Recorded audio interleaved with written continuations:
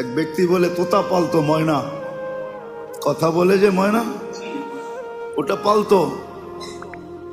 একদিন সকালে শিকারে যেতেছে, ময়না জিজ্ঞাসা করতেছে মালিক কোথায়? শিকার করতে চাই। বলে কোথায় যাবে? জঙ্গলে। শোনো আমার একটা অনুরোধ, আমার বন্ধুদেরকে দেখলে আমার সালাম বলো। বাগানে ঢুকেই দেখতেছে 8-10টা ময়না বসা আছে এক ঢালে। তো দেখা ওই নিজের ময়নার কথা মনে উঠছে, ওনা সালাম দিতে বলছে বন্ধুদেরকে, সম্বোধন করে বলতেছে তোমাদের মতো একটা তোতা আমার কাছেও আছে, সে তোমাদেরকে সালাম দিছে।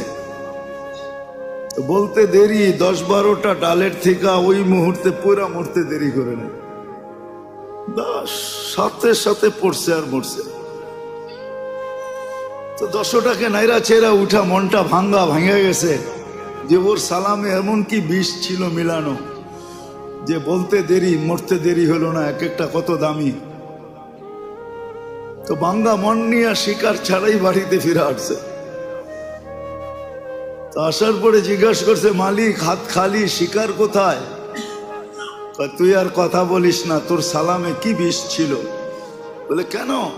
তা তোর বন্ধুদেরকে সালাম দিতে দেরি, ওরা মরতে দেরি করে নাই। বাস এটা বলতে দেরি, নিজেরটাও মরতে দেরি করে না, ওটাও মরে গেছে। তো খাঁচা খুইলা সামনে রাইখা অনেকক্ষণ নাড়াচাড়া করে দেখছে, চোখের পানি ঝরায়, মরে গেছে, এখন আর কি করা যায়।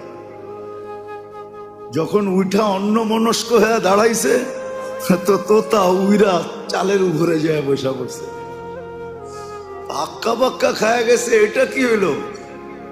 তো মরে গেল, আবার জীবিত হয়ে উড়াল দিল কি করা?